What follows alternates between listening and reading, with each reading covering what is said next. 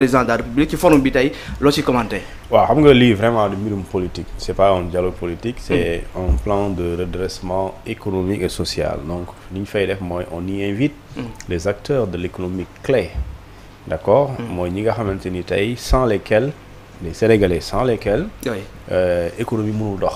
D'accord. Dans ce cas li ngay soxla mooy des investisseurs on n'a pas besoin de bavardage on a besoin de propositions concrètes d'accord si li nga xamante ni mooy situation économique fii la toll alors qu'est-ce qu'il nous faut quel Sénégalais il nous faut pour ñu déclencher pour ñu financer ñun suñu développement c'est ça on a besoin de ça. Maintenant pour le faire il y a besoin d'investisseurs tu as besoin d'économistes tu as besoin de la société civile tu as besoin également l'État moo ñëw ak son plan ne lii laa bëgg lii laa nar a def éducation wala lii laa war a def fan yi di ñëw wala at yi di ñëw lii su ma ko defee nangamu milliard dinaa ko gagné waaye lii su ma ko defee aussi dinaa ci mën jëlee nangamu milliard su ma paree fii laa koy dugal su ma ko dugalee lii mooy doon importance bi léegi lii nga xam ne ñoom les acteurs économiques ñoom ñu naan soit bu ñu déggoo digg si ba pare am na loo xam ne bëggoon nañ ko dégguñu ko wala dégg nañ ko mais dafa dese leer ñu laajte moo tax après quand le président de la République bu mu demee gis nga premier ministre da koo gunge mais dafa desaat ci salle bi parce que dafay am séance de questions les questions yooyu dañuy ñëw ñu laaj ko par rapport ak lu mu wax te bëgg nañ mu leer parce que lii c'est des informations économiques et financières yi ngay joxe mais plan dafa am plan mënul dem éternellement plan benn diir la c'est-à-dire que boo waxee plan si da nga koy appal du ñu tuddee dafay am app mooy yow plan bi ba kañ la parce que quand je dis am mënul continuer maanaam du nekk loo xam ne da nga koy naan plan rek ba nga téye noonu parce que dans la durée oui. waaw parce que tey fu ñu toll tey réewum Sénégal bii ñuy jàpp ne métti na d'accord mais mënuñ ci continuer éternellement léegi nag étape la ñu nekk léegi kan la ñuy jógee fii app nañ ko ci diir léegi nag pour nga jógee fii dafa am méthode dafa am stratégie dafa am looy def léegi li ngay def mooy tey loolu nga ñëw indi ne reconnaître nañ problème bi am na léegi pour ñu génn ci problème bi lii lañ fas yéene def yéen ñi nga xam ne yéen a nekk ci milieu bi kaay nañ ñu dégg ñu sottante xalaat léegi nag reste à voir plan bi wax plan leneen benn affaire la exécuter li plan bi di nekk ci plan bi beneen affaire la léegi sentir effet exécution plan bi beneen affaire la alors ci mesures yi nga xam ne daal ni nga koy jël ci boobu les plans donc plan bi Ousmane Sonko daal di annoncé 37 mesures pouvant générer au moins 5677 milliards de francs CFA donc objectif bokk na ci aussi li nga xam ne mooy redresser l'économie sans aggraver la dette ni brader les ressources nationales donc s'appuyer sur les banques publiques et la mobilisation interne 90% des ressources donc limiter la pression fiscale sur les investisseurs lutter contre la fraude et élargir l'assiette fiscale donc moyen envisagé bokk na ci réduire la taille de l'État donc recyclage des activités avec les partenaires extérieurs sans perdre la souveraineté donc nouvelles recettes issues du gaz foncier frais de visa pari en ligne tabac etc donc loolu nekk mesures yi nga xam ne nii xëy na moom la ñuy jël pour mën a yombalal li nga xam ne moom mooy taxawal boobu les plans donc objectif yi aussi bokk na ci financer les services sociaux aider les ménages vulnérables améliorer l'accès à l'électricité aux fonciers et aux intrants donc régulariser la dette envers le secteur privé donc aussi réformer le climat des affaires donc loolu nekk point yi nga xam ne xëy na mën nañu ko retenir ci boobu le plan bi ñu ci mën a comprendre surtout ci taxawal ko ci wàllum koom-koom mën nañoo bu ñu basé wu effectivement ci FMI ak Banque mondiale te danañ gis tamit plan yi bu doon taxawal donc FMI ak Banque mondiale dañu doon appuyer bu baax a baax ci wàllum koom-koom cette fois-ci ñu bëgg a taxawal un plan sans FMI ak Banque mondiale dugg ci loxoom est-ce que dina yomb Thioune. waaw léegi xam nga dafa am économie am finance. d'accord finance mooy da ngay dem uti xaalis. nga soo utee xaalis nga ne fii daa koy jëlee. soit nga dem lebi.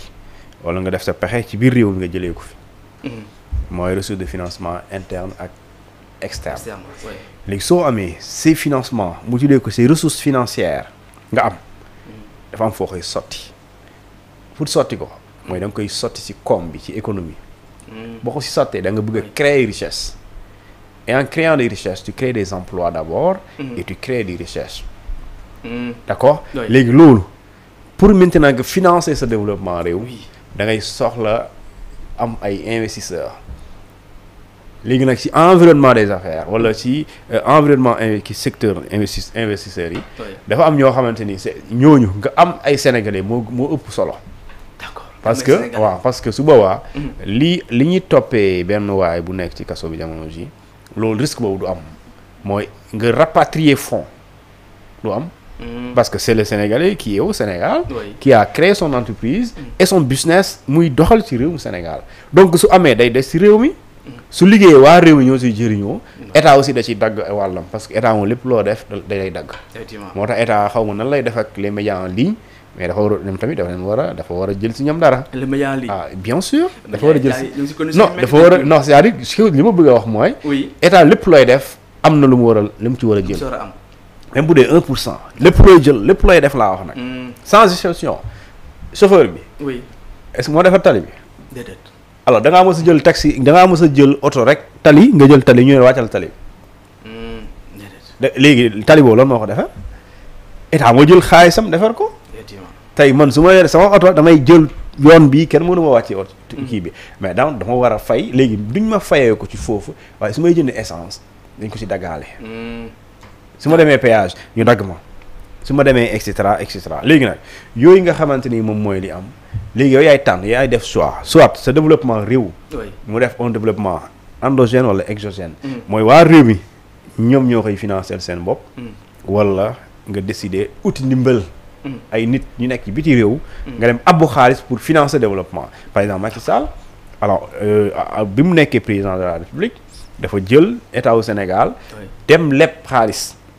pour defar BRT dem lépp xaalis pour defar stade Abdoulaye Wade jël xaalis pour defar ay péage yeggali jël xaalis pour yeggali aéroport lépp xaalis également pour defar train express régional jël xaalis lépp ko ci turu Sénégal pour defar yenn travaux infrastructure yoo am jàpp ñaajo léegi yow kooku choix la mais di nga remboursé léegi su dee yow da nga jëloon Sénégalais yi nga ne leen mobilisons-nous rassemblons des fonds pour que nous puissions financer notre développement à nous voilà méthode yi ñun état en ce qui nous concerne duñu bàyyi mu sedd dañu appliquer une politique fiscale très responsable mooy yenn affaire yi dootu fi amati amnistie fiscale ay xawma baalaate yi xam nga effacé ay yooyu amu fi parce que on l'a vu si jamonoy président Macky Sall waaw parce que boo fi effacé entreprise buy def ay chiffre d'affaires milliards nga ne ko jégal naa la fay fiscalité loolu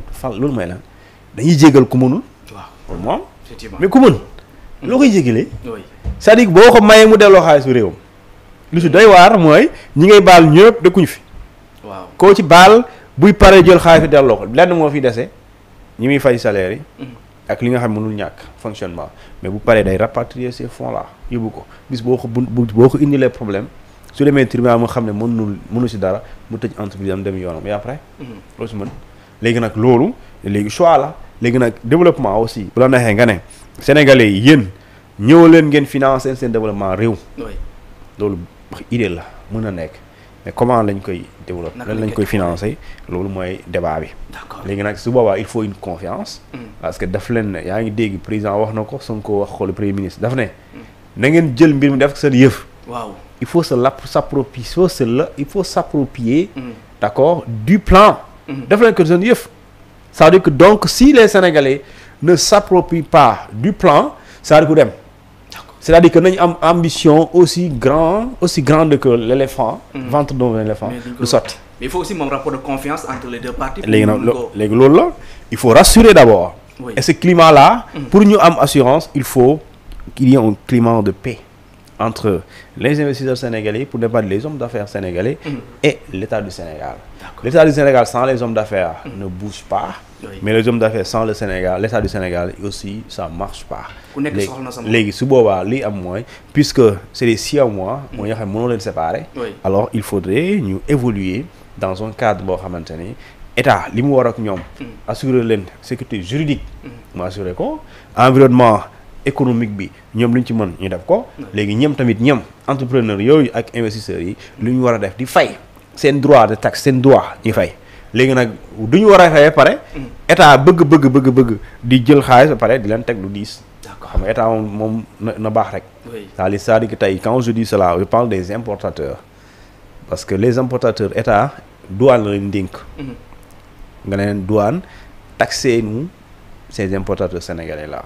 lu ñu dugal rek teg leen ci dara mais douane sénégalaise ci état lay agir turu sa état. mais soo leen yokkee taxes yi mais l'importateur da koy sentir. léegi bu ko sentiree.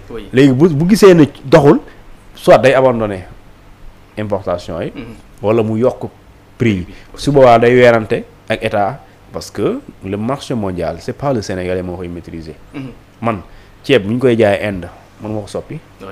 boo xool Samba Dieye importateur ceeb la woon non. effectivement du moom mooy déterminer prix saako ceeb Inde du moom mooy déterminer prix saako ceeb Thaïlande. yaa ngi dégg ce sont les Thaïlandais les producteurs thaïlandais. ñoom ñooy fixer le prix. ne ñun saako ceeb dinañ koy jaayee donc yow importateur gambien boo ñëwee ñu jaayee la ko nii mais doone man saako ceeb man Sénégal la importateur damay dem Inde jaay leen ma ko 10 000 yow yaa koy déterminer donc le Sénégalais ne maîtrise pas le prix du marché mondial léegi su boobaa boo ñëwee mu jël ceeb Thaïlande wala Inde mu ñëw Sénégal war a dugal conteneur bi ci Sénégal douane bi taxé ku lu cher moom bul fàtte dafa dugal xaalisam soog a mën a indi léegi soo ko taxé lu cher comment est-ce que lay génnee xaalis boobu mu dépensé comme ni ñu ne prix d'achat prix de revient xaw ma lan mooy frais xam nu ñu koy tuddee yooyu CM2 léegi moom bu fayee jënd pour mu amaat ci dara il faut mu jaay ko Sénégalais prix boo xamante ne takk bu la jaayee moom dina rocc boobu mooy 10 000 wala 5 000. Sénégalais aussi dañ ciy gaañu. dañ ci daan léegi nag état bu yéegalee taxe bi. moom tamit day yéegal prix bi. parce que bu ko yéegalu day faatu. du am dara. waaw léegi nag loolu la moo tax léegi loolu yëpp da ngay tenir compte de ça. alors gis nañu tamit premier ministre Ousmane Sonko gannaaw ba mu affirmer les développements yi nga xamante ne day concerner le plan ñëw na tamit ci li nga xamante ne moom mooy la restauration des équilibres budgétaires tout en accélérant la dynamique économique dans un cadre de souveraineté waaye tamit mi ngi insister sur la prudence financière nan la ñuy mën a analyser le voilà bi des transitions. waaw xam nga benn souveraineté la dafa am baat moom solo. souveraineté mooy su ma jubalee moom sa bopp. mais balaa ngay moom sa bopp da ngay mënal sa bopp. c'est ce qu'il a dit. waaw moom sa bopp mooy souveraineté mënal sa bopp mooy nga am capacité de s'autofinancer. nga régler say affaire vraiment. mooy kenn indépendant wul d'ailleurs. oui mais nit mën na souverain. waaw mooy tey am na loo xamante ni lu métti. yow sans les autres mën nga ko. mooy souveraineté sans les autres mën nga ko mais tey bu fekkente ni yow da ngaa une économie extravertie. extravertie laa la wax mooy l'essentiel bi li ngay dundee da nga koy jëlee biti réew. tu es loin d'être souverain tu n'es même pas indépendant. parce que yow bu dee l'économie extravertie donc tout ce que tu consommes l'essentiel de ta consommation ou bien de la consommation des populations da nga koy jëlee biti réew ñooñu bis buñ téyee seen loxo yow nga jooy. et loolu insécurité alimentaire la d'ailleurs. parce que et benn situation catastrophique mondiale muy ñëw. nga xam ne yow doo dara. parce que tey Covid bu mu ñëwee Covid amul jàngal na ñëpp wan na nit yi. yéen ñi amagul doole da ngeen war a am doole. yéen ñi nga xamante ne da ngeen jàpp ne pour ngeen am xaalis il faut ngeen voyager préparez-vous à rester chez vous parce que tëj nañ fi aéroport yi ay weer kenn voyagé wul. président yi ay weer dañ doon réunion seen bureau yi ak téléphone ak seen seen ordinateur yooyu. visioconférence loolu moo doon am. kon bu doon voyager mooy tax nit ñi am kon jamono jooju nit ñi dañuy faatu. léegi nag dañ leen a da ngay réadapté. réalité la. léegi nag Covid dafa ñëw pour jàngal la loolu mooy que ne il faut se réinventer. dafa am fu ñu toll histoire Covid ñëw na léegi na ngeen réinventer léegi état yi nga xamante ñoo amul fexe leen ba seen réew yi ñu am loo xamante ni li ñu dundee ñu koy defee seen réew mënoo leen ko li nga xam ne mënuloo ko sa bopp mais loo xamante ne boo góorgóorloo mën ko créer soxlawul nga laaj ci ndimbal soxlawul tamit nga koy dem di yelawaane. léegi nag gis nga budget dañ naan budget état au Sénégal 5000 milliards la par exemple. Budget annuel 5000 milliards. mais budget annuel 5000 milliards boobu li ñu war a comprendre mooy bëgg-bëgg la c'est une prévision da nga ne lii laa bëgg. oui lii laa bëgg gëm naa ne ci fonctionnement ci investissement war naa am nangam milliards.